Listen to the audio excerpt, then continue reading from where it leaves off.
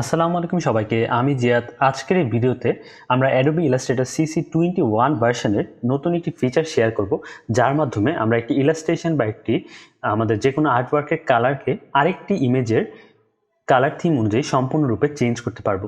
So এই colour ফিচারটি কিন্তু আমার কাছে দারুণ লেগেছে, যার কারণে আমি আপনাদের সাথে শেয়ার করছি। তো চলুন শুরু করা যাক। আমি এখানে বেকটিজি থেকে একটি ইলাস্ট্রেশন নিয়েছি এবং আর্টবোর্ডে দুইটি সেম কপি রেখেছি, যাতে করে আমরা এই ইলাস্ট্রেশনের যে আমাদের যে ইলাস্ট্রেশনটি সেটি এই ছবির কালার থিম অনুযায়ী সম্পূর্ণরূপে চেঞ্জ করব। এখানে আমি দুটি ছবি রেখেছি, যাতে করে আমাদের এক্সাম্পলিফিকেশনের মাধ্যমে ব্যাপারটি ক্লিয়ার করা যায়। সো ফার্স্ট অফ অল আমরা আর্টওয়ার্কটি সিলেক্ট করব এবং এখানে সিলেক্ট করার পরে আমরা প্রপার্টিসে দেখব এখানে একটি অপশন আছে রিকালার। এই রিকালারে আমরা ক্লিক করব। দেন দেখবো আমাদের সামনে একটি বক্স ওপেন হবে বরাবরের মতোই। এবার অ্যাডোবি ইলাস্ট্রেটর 21 যে আমাদের ফিচারে নতুন ফিচারটি অ্যাড হয়েছে সেটি হচ্ছে কালার থিম পিকার। এই কালার থিম পিকারটি সিলেক্ট করব এবং আমাদের যে কাঙ্ক্ষিত ছবির কালার থিম আমরা নিতে চাই সেই ছবিটির উপর ক্লিক করব। এখানে উল্লেখ হচ্ছে যে কোনো জায়গায় ক্লিক করলে কিন্তু হবে। সো আমি যদি যে কোনো জায়গায় ক্লিক করি, বুম, আমাদের যে ছবির কালার থিম সেই কালার থিম অনুযায়ী কিন্তু আমাদের ইলাস্ট্রেশনটি কালার্ড হয়ে গিয়েছে। খুবই দারুণ একটি ম্যাজিক কিন্তু।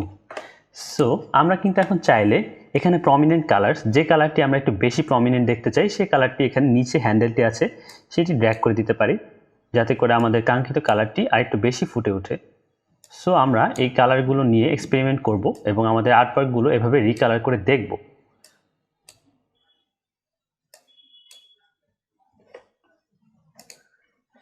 এবার আমরা নেক্সট ছবিটি, এই ডান দিকের যে ছবিটি শাটার স্টক থেকে আমি নিয়েছি সেই ছবির কালার থিম অনুযায়ী রিকালার করব।